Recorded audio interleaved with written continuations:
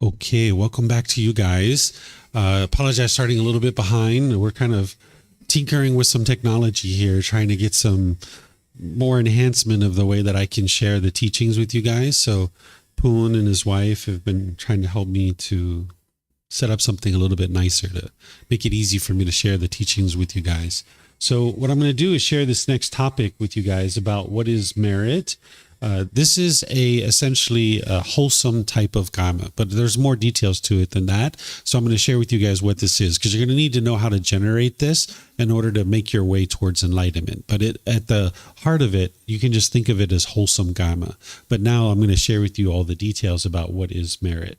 So what merit is the readiness and willingness to take action to be able to share something more than is strictly required in any given situation, such as your time, effort, energy, and resources, without any expectation of anything in return, in order to help the teachings of the Buddha be shared in the world, right? You need to be able to keep in mind that during the lifetime of the Buddha, he was a prince destined to become a king. He was already rich and wealthy, right? And he would have even been rich and more wealthy if he was actually the king.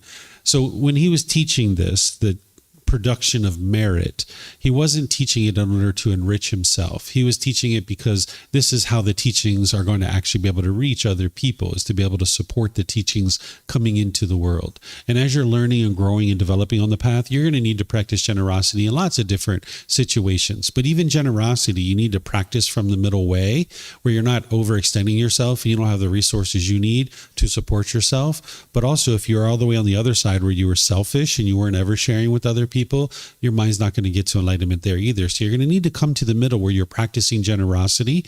And a certain amount of that generosity you might choose to practice as a way to help other people get access to the teachings. The Buddha taught this because this is the way that other people are going to be able to learn and grow and develop on the path, right? That there's going to need to be certain resources that are shared, but there should never be any expectation from a teacher that a student would share to be able to help support the teachings of the Buddha. So the Buddha taught about sharing with what's referred to as the Aryan Sangha. This Aryan Sangha, what this means is the noble community.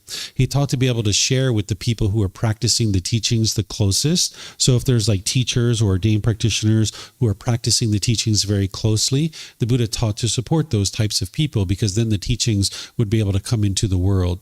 So I've got this diagram to be able to help you understand all of this, where during the lifetime of the Buddha, he accepted food, clothing, shelter, medical care. He didn't accept gold and silver, which was the currency at the time. He also didn't accept land or any other items of value, because he lived right alongside of his students. Where nowadays, students do provide all these types of things, including financial support, but it's all based in generosity. Okay, so I've created this diagram to be able to help you understand what merit is.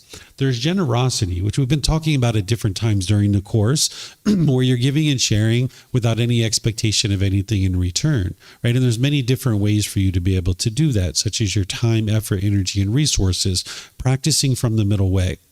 When you ask yourself this question, was this an offering to a teacher to support the continued sharing of the Buddhist teachings to help others attain enlightenment? Well, if the answer is no, you're experiencing benefits here. You're eliminating craving, desire, attachment within your own mind, training your mind to let go. So there's benefits there. And you're generating wholesome Kamma because you're eliminating your own mind's selfishness.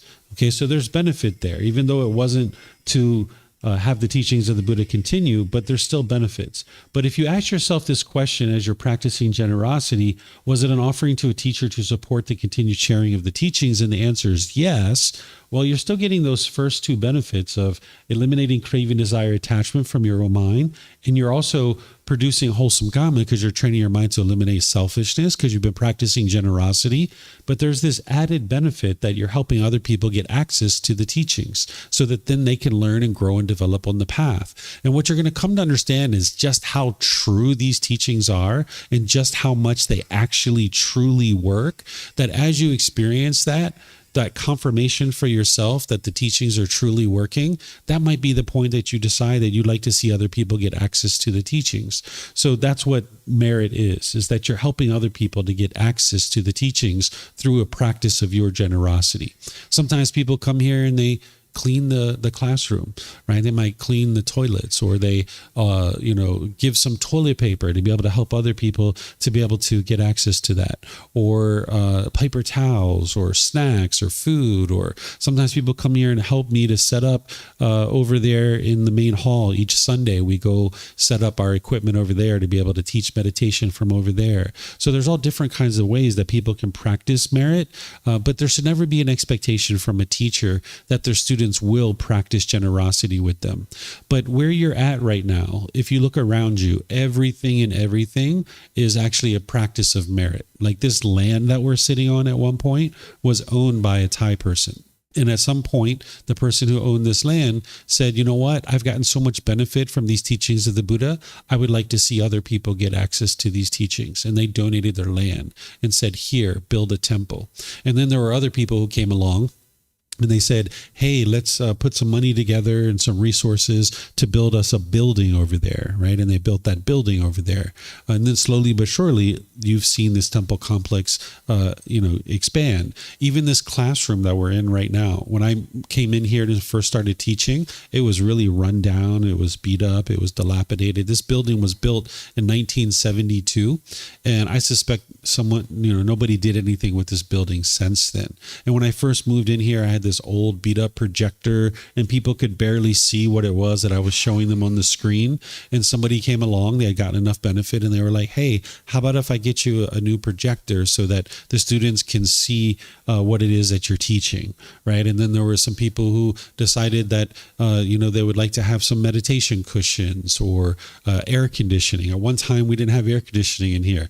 I was sitting in here, I could feel the sweat rolling under my clothing while we were in here meditating. It was so hot in here, right? So everything you see is something that somebody has donated, whether it's a fan or a cup or a water or a carpet or computer or a camera, speakers, the sound system that I'm speaking on right now. This was all somebody decided that, hey, they would like to support what it is that is being shared here to be able to help you to receive the teachings in a very comfortable environment. So we completely remodeled this whole place last year at the end of the year. So you're in a brand new facility that we completely gutted the whole place and rebuilt it. And that was from the generosity of students that were interested in seeing a more comfortable environment for all of you guys to learn the teachings. So everything that is supporting the teachings of the Buddha is merit. Ever since his lifetime, 2,500 years ago, people have been sharing to be able to help the teachings ultimately reach you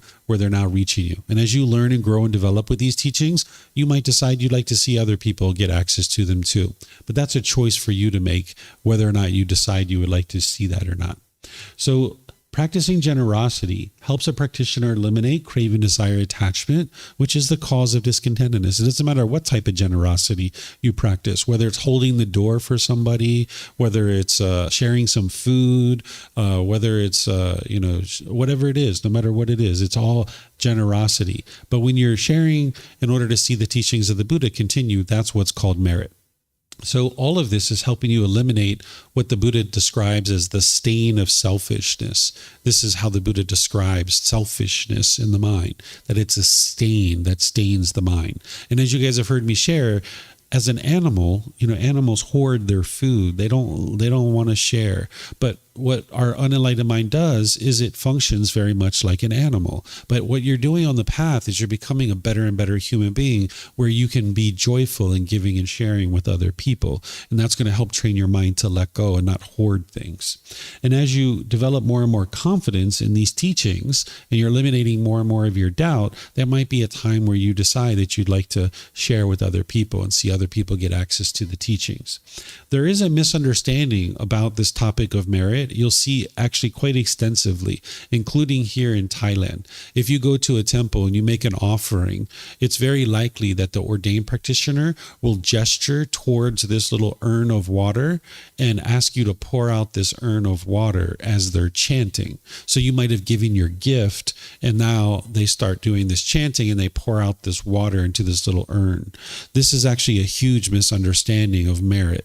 What they're thinking that they're doing is that the benefit benefits that this person has received by making a gift, that they're transferring those benefits to somebody else. And it's typically considered to be like a dead relative, right? So if you understand the benefits of practicing generosity and you understand the natural law of Kamma, then you understand you can't transfer the benefits of your merit. When you're practicing generosity to produce merit, it's helping enhance the quality of your mind. You're training your mind to eliminate craving, desire, attachment, and you can't transfer that to somebody else. It's not possible.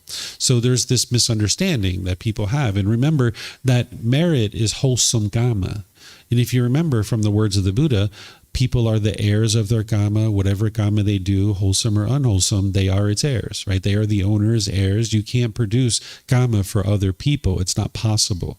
So there's this big misunderstanding amongst many Buddhist communities. And whenever you see a rite, ritual, ceremony, worship, or things like this, you know that it's not the teachings of the Buddha. And pouring that water out, transferring your good deeds to somebody else, this is a ritual. This is a ceremony, right? This is something that the Buddha never taught. He never taught any rites, rituals, ceremonies, worship, or prayer. It's about your practice and you training your mind. It's not about, giving your benefits to somebody else. And while it sounds wonderful, like, wow, yeah, let me give a gift and then I'll give that benefit to my dead grandmother, right? It sounds like really warm. It's like, wow, that's loving and kind and compassionate.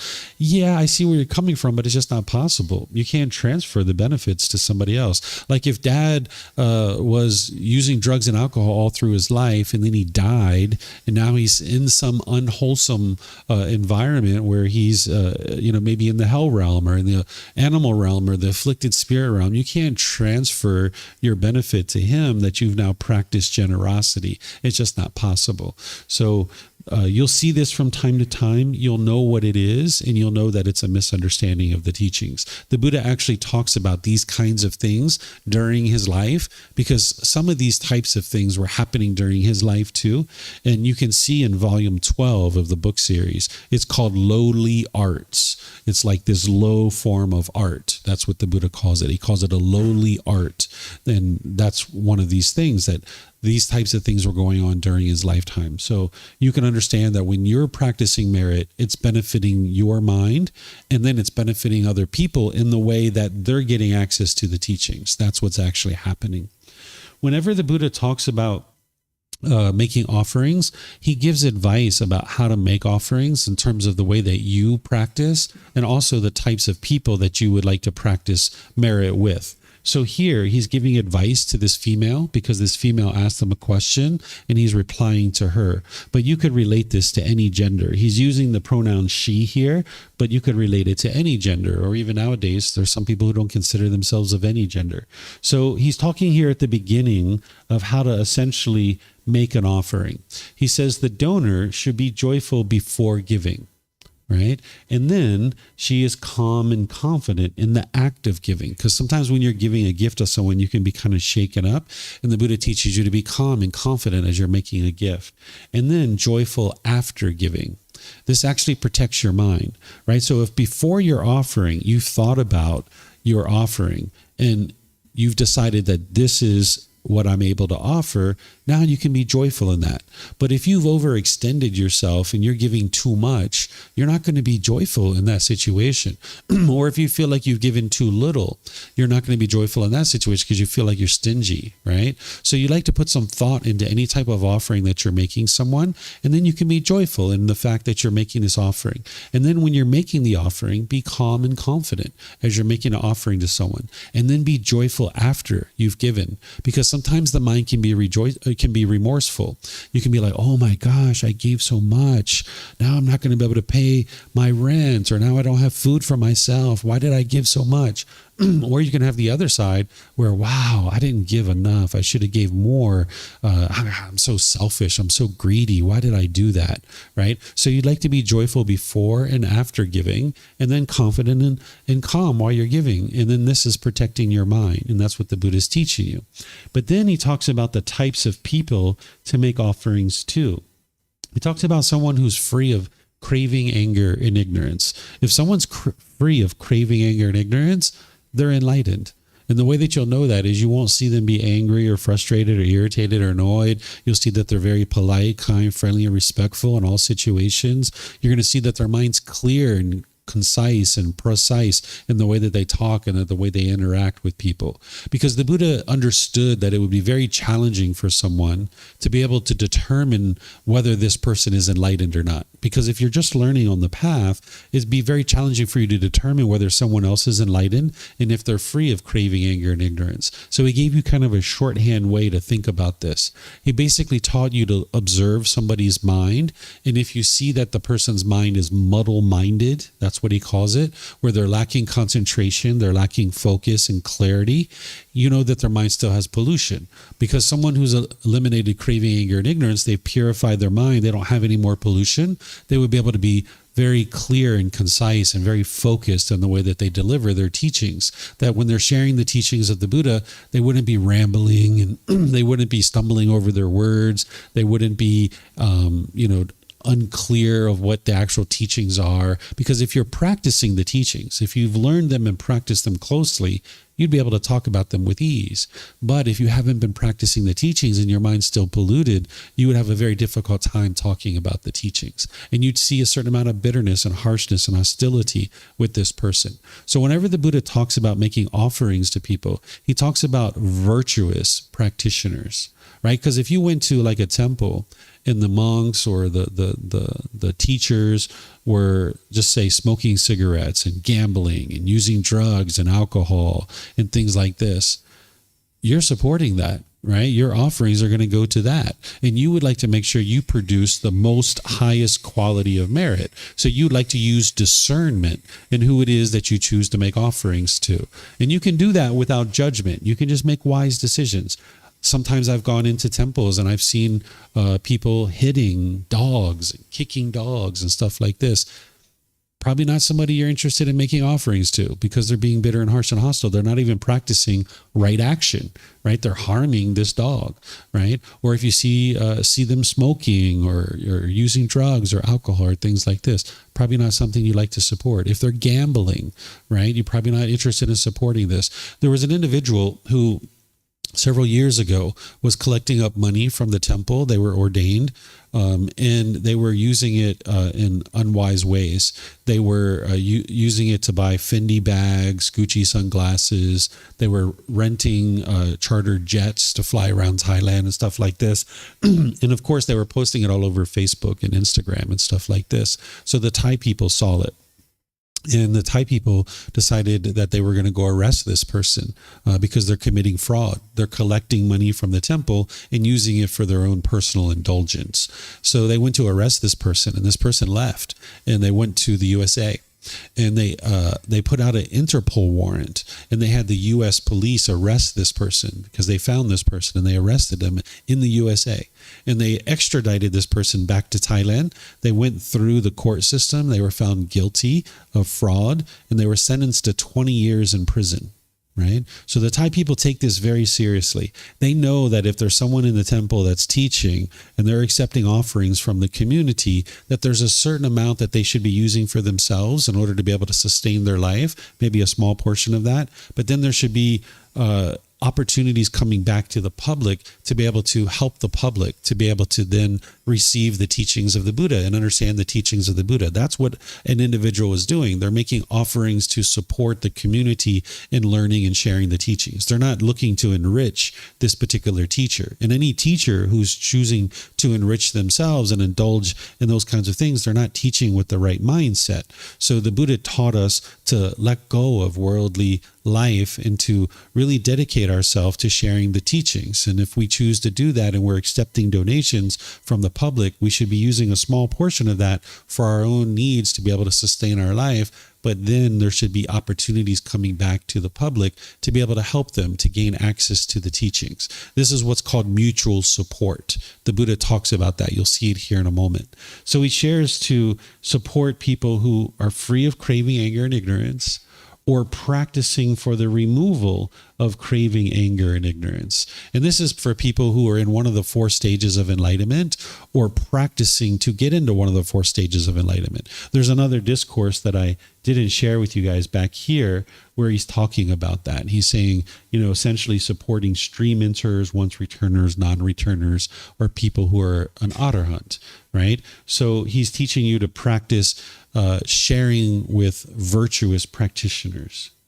There's this teaching that the Buddha shares. It's called the way of practice, where there was a point in time in the Buddha's life where a student came to him, and this person had studied, a lot of his teachings, and said, can you just boil it down for me? There's a lot of teachings here. Essentially, this student, I'm paraphrasing, of course, right? The student was like, can you just boil it down for me? Like, what should I be doing on a daily basis in order to make my way to enlightenment? And the Buddha, of course, had all these extensive teachings. And the Buddha gave this teaching. He calls it the way of practice. He said there's 3 things that you could be doing on a daily basis to be able to make your way to enlightenment. It's practicing generosity, improving your moral conduct, and practicing meditation. These are the 3 things that he suggests you do daily. And the frequency of these things is actually more important than the amount, right? So generosity is giving and sharing more than is strictly required in any given situation, without any expectation of anything in return, such as your time, effort, energy, and resources. And you would like to do that frequently. You'd like to do that daily. That's going to actually train your mind to let go. So if you were going to give $500 once a year to this business, or to this charity, it would be better to do like $1 a day. That's going to train your mind to let go more frequently. You're going to get more benefit out of that, right? So it's not about the amount that you're giving. It's about the frequency. You would like to frequently share your time, effort, energy, and resources. Somebody drops their wallet on the ground. Excuse me, ma'am, sir, you dropped this. This is yours. That's generosity. It takes you all of 5 seconds to do that. Or hold the door when someone's walking into the store. There's many different ways for you to practice generosity. You don't have to always do it with an extensive amount of time and things like this. Like, say, for example, you're going to the market and you're going to buy yourself some mangoes, right? But maybe you know that your neighbor really likes bananas. It takes you like an extra 2 minutes to toss a couple of bananas into the bag, and now you've got some bananas to take with you to give to your neighbor, right? So you'd like to integrate generosity into your life where it's really easy and straightforward for you to be able to do this. I do this like when I go to the market. Sometimes I see avocados, which are kind of rare in Thailand, and I know my wife likes avocados, so I will typically buy her some avocados if I see them. It makes it really easy for me, right? I'm right there. The avocados are right in front of me. It takes me all of a minute to be able to get her some avocados. Right? So you can practice generosity with the people around you. And you would like to be doing this regularly with your parents, your siblings, your coworkers, your boss, your life partner, your children, your neighbors. You just spread it out over time. You're going into the store to get yourself a chocolate bar. Maybe you buy an extra 1 or 2. You don't even know who you're going to give it to. You just know you're going to give it to somebody, right? And you just buy an extra chocolate bar or 2. And you just kind of like look out during your day for somebody that you're going to give this chocolate bar to. These are ways that you can practice generosity. Just make it very easy for yourself, training your mind to let go. If you ever notice that your mind is discontent about any particular object, it's important to practice generosity with that thing. So if you get your clothes out of the washing machine and you see they're ripped and you know you're frustrated about that, you would be wise to practice generosity with your clothing and start giving away some of your articles of clothing. Or say you misplaced your jewelry and your mind is like really shaken up by this, and your mind's like almost in a panic looking for your jewelry. It would be wise to either give away some of your jewelry if it's not too expensive, or if it's expensive, maybe you share it. Maybe there's some friends or family that you can trust, that you can let them wear your jewelry and just say, here, would you like to wear these earrings, or would you like to wear this watch, and let other people use it. This is going to train your mind to let go. If you notice that maybe you're hoarding food. You would like to share food when you sit down.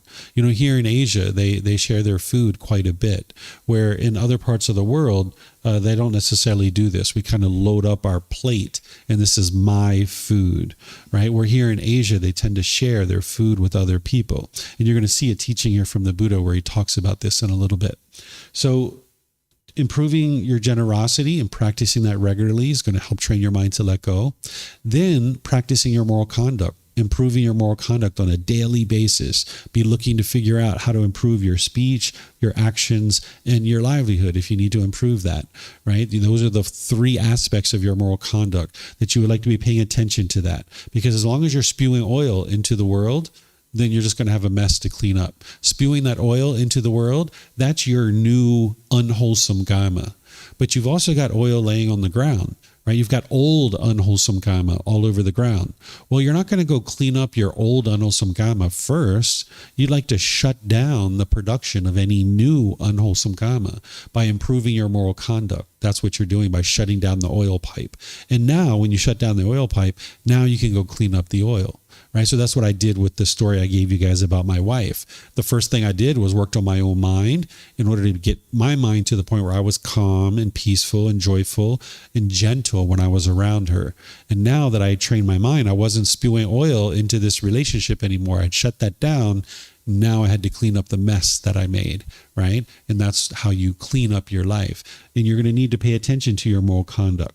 And then the thing that's going to help you with your moral conduct is the meditation. You're going to need breathing mindfulness meditation and loving kindness meditation. That's what's going to help you to train your mind and get it disciplined to the point where now you can implement the moral conduct, right? So this is called the way of practice. You'd like to pay attention to these three things each day. Each day you'd like to be focusing on this. And frequency is more important than duration, right? So even with meditation, if it was like a matter of one meditation for 30 minutes or two for 15, the 2 for 15 is actually going to be more beneficial. You're going to see better results with that. So start wherever you start, but understand that frequency is actually more important than duration. Okay? If we weren't practicing merit through our generosity, we would never learn the moral conduct and meditation to be able to help us to be able to train our mind and experience a better life. So that's why the Buddha is teaching you to ensure that you're practicing a certain amount of generosity to be able to help other people get access to the teachings and sustain the teachings in the world. And then there's this teaching that I was just referring to. I'll read it to you because this was very impactful when I read it. So I'll read it to you and then teach it to you. It's called, If Beings Knew the Results of Giving and Sharing. Monks, if beings knew, as I know, the results of giving and sharing, they would not eat without having given, nor would the stain of selfishness obsess them and take root in their minds. Even if it were their last bite, their last mouthful, they would not eat without having shared it, if there were someone to share it with. But because beings do not know, as I know, the results of giving and sharing, they eat without having given, and the stain of selfishness obsesses them and takes root in their minds. So what's the results of giving and sharing that the Buddha knows that other people don't know? And if they just understood the results of giving and sharing, they would be generous, right? The results that he's talking about is enlightenment. If people just understood how peaceful and joyful enlightenment truly is, and that it's generosity that's going to help you get there, you would not eat without having shared it if there was someone to share it with. That's what he's talking about. And as I shared here in Asia, it's common to share food. There are some families here in Asia where they don't really have enough money to be able to afford food that everybody can feel full at the end of this meal. So they put the food in the middle and they share, right? There might be 4, 5, 6, 8 different family members, and they take 2 or 3 spoonfuls and they put it on their plate, and then they eat those 2 or 3 spoonfuls. And everyone else is doing the same thing. And they take 2 or 3 spoonfuls and they put it on their plate and they eat. So at the end of this meal, this food has gradually gone down. We might not all be full at the end of this meal, but we've all had a little bit of food, right? This is a way of sharing, right? So you see this commonly in Asia. And if you'd like to do this in your household, you can. It's possible for you to do that no matter where you live in the world. But you can also do this in other ways too. Like say you go to 7-Eleven and you get a bag of potato chips and you open up your potato chips and all your friends are around, you could send your bag of potato chips around. And then if it comes back to you and there's only 1 chip left in the bag, eat your chip. And if you'd like more, go get some more. Right? It's not that expensive to get a bag of potato chips. You just go get another bag, right? So this is one of the ways that you can share your food, because food is a big one. People tend to hoard their food, right? This is the unenlightened mind functioning like an animal, and you'd like to give and share. Live open-handedly and be joyful in sharing with other people.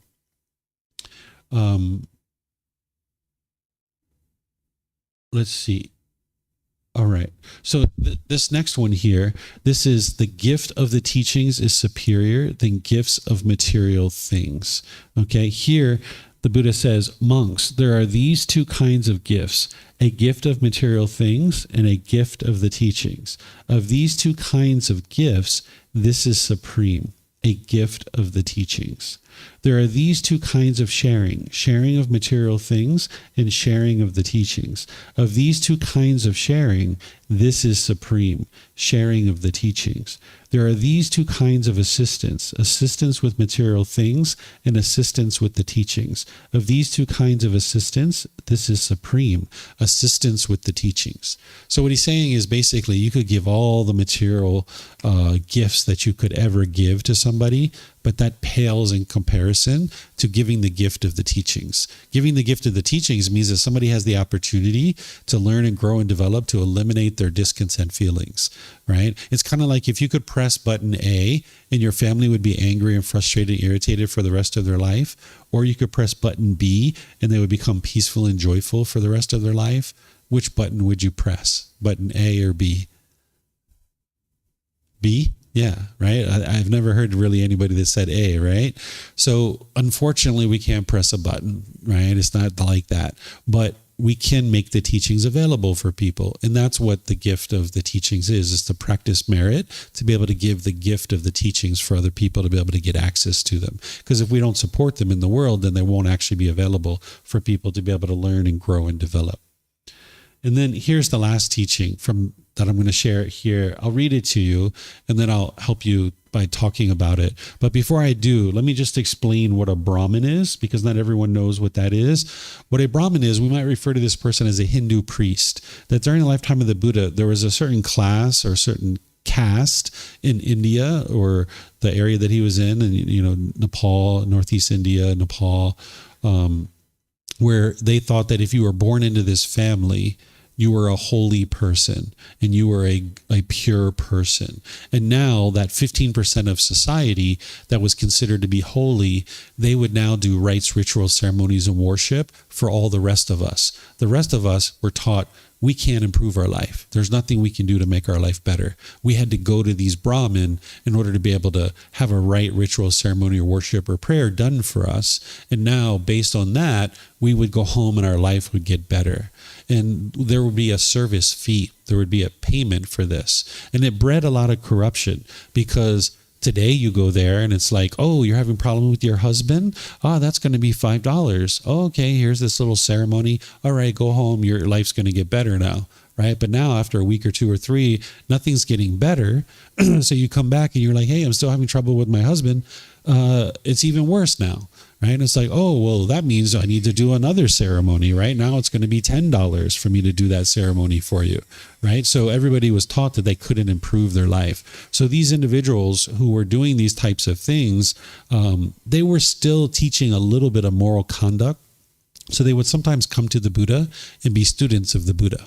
So that's what a Brahmin is, a Hindu priest who's essentially learning from the Buddha to a certain degree, not very deeply, but just to a certain degree. So this is titled Mutual Support Between Monks, Brahmins, and Householders. Monks, Brahmins, and householders are very helpful to you. They provide you the requisites of robes, alms food, lodgings, and medicines in time of sickness. And you monks are very helpful to Brahmins and householders as you teach them the teachings that are good in the beginning, the middle, and the end, with the correct meaning and wording. And you proclaim the spiritual life in its fulfillment in complete purity. Thus, monks, this spiritual life is lived with mutual support for the purpose of crossing the flood and making a complete end of discontentedness. So he's talking about this mutual support between essentially teachers and students, right? That essentially the way that the Buddha taught is that people who are interested in teaching, that they basically give up their worldly life in pursuit of a career and all those kinds of things. And then they enter into this life where they're sharing the teachings with other people, helping them to be able to get to enlightenment. But in the process, of course, you're building your own wisdom to be able to learn and grow and develop yourself. And then through cultivation of that wisdom, that you're not having to attend to this career that you otherwise would be involved in, you're able to grow your wisdom. And now you have more wisdom to share with the public. And the public is helping you to be able to step away from life so that now you can actually learn yourself and cultivate your own wisdom so that then you can help other people. And now there's this mutual support between the two groups of people. Because like, for example, if I had a business on the side and I was over here trying to run and operate a business, I wouldn't have the time to spend with you guys that I do, creating these books and these presentations and doing personal guidance and editing podcasts, making videos and all these other things that I do to be able to help people. I wouldn't be able to do that if I was running some business on the side. So the Buddha taught us that as we share the teachings, that we shouldn't have any expectation of anything in return from our students, and that we share based on our own generosity and our own loving kindness and our own compassion. And then as we choose to share, if somebody chooses to share with us, fine, but not to have an expectation of that. And as we share the teachings, we don't put a price tag on our courses or on our retreats or things like this. Because for anybody who has gotten to enlightenment or is close to enlightenment, they would have an enormous amount of loving kindness and compassion for all beings. And they would also have practiced a certain amount of generosity.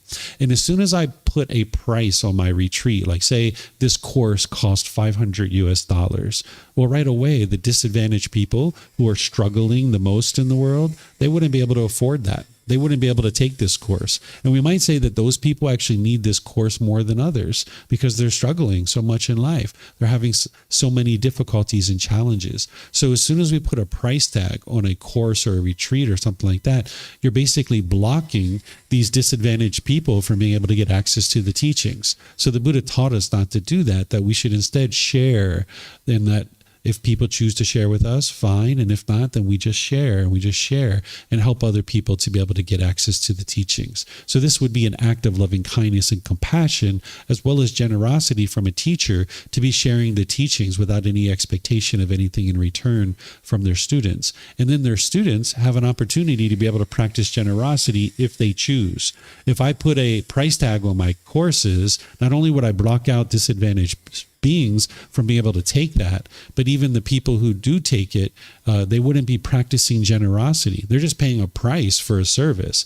So anybody who understands the path to enlightenment would understand that their students need to practice generosity in all parts of their life in order to be able to train their mind to let go.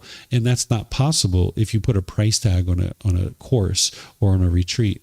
So the Buddha taught us not to do those kinds of things. So he shares this mutual support. And this has been going on all the way from the lifetime of the Buddha. From 2,500 years ago, there's been this mutual support that has kept his teachings continuing to grow and flourish in the world.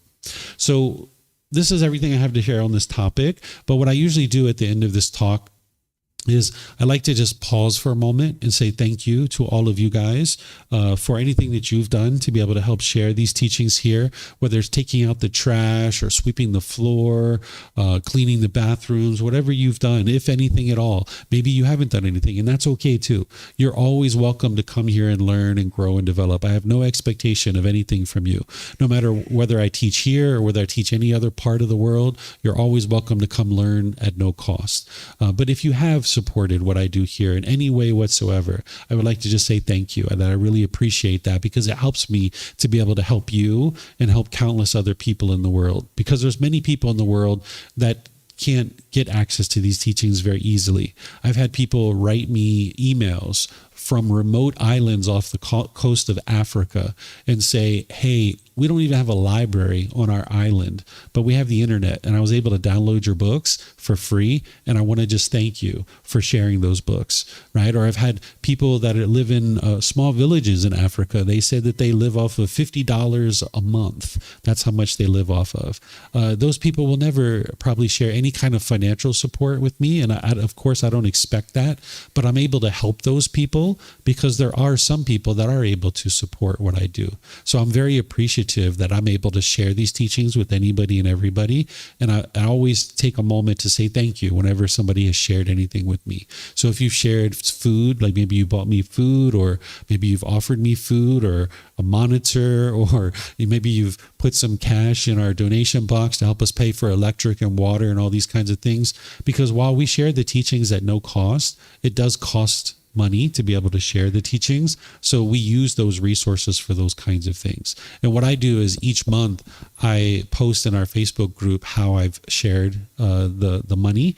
So if there's any money that's given, I will list out the things that I've done throughout the month and how I've spent the money so that people know how it's being spent. So thank you for any support that you've given, and just know that I never have any expectation that anybody ever gives me anything. I will always be here for the rest of this life sharing the teachings without any expectation of anything in return. It'll always be available at no cost. So thank you for all your support.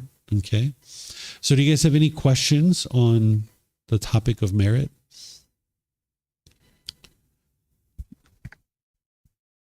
I think the mic's already on, actually. My question is not much about merit. Is more about the law of Kamma that I was wondering during the break. Is it a problem if I ask now? No, you can ask now. It's fine. So what already happened to me, and I think happened to other people as well. Some people helped me. For example, I was carrying my backpack, going through to the bus station or anything, and someone just stopped by and gave me a ride. And after that, I helped someone else in the same way, not only as generosity, but also trying to give back to other people, because I might never meet again the people who helped me. Also justifying, not justifying, but to myself, is trying to give back what people had done for me. Is it still generosity, or can be anything different? Because I'm trying to give back. If you're practicing the giving and sharing without any expectation, that's generosity. If you're just interested in making a wise decision to give back, you can do that without a craving. If there's a craving in there, then it's craving, right? Like, I want to give back. Like, let's just say you tried to give somebody a ride and they said, no, I'm not interested in a ride. If you got frustrated and agitated, you know there's a craving there, right? It's not pure generosity. So you need to observe your own mind, right? This is where, from the outside looking in, we can see that, yeah, you're practicing generosity, but the only person that's going to know whether it's true generosity is yourself. That's why you can't be dependent on a teacher. While you need a teacher to be a tour guide for you, to point out the things to learn, you can't be dependent on someone telling you whether or not it's pure generosity or not. You need to have your own mindfulness to be able to observe your own mind and be able to see it for yourself. Thank you. Yep. Okay, so now what I'm going to do is I'm going to share this short little topic here of just continued support on the path to enlightenment, because as I shared at the beginning, you're not going to be able to get to enlightenment in 5 days, right? In a course like this, you will have learned a lot, but you can't get to enlightenment in 5 days. So you're going to need continued support.